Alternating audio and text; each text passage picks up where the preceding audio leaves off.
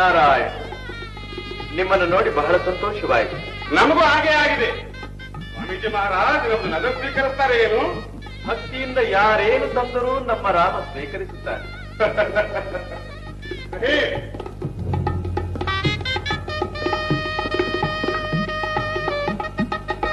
ಒಪ್ಪಿಸ್ಕೋಬೇಕು ಸ್ವಾಮೀಜಿ ಮಹಾರಾಜ್.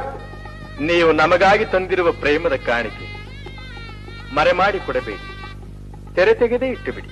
ಅಚ್ಚ ಅಚ್ಚ.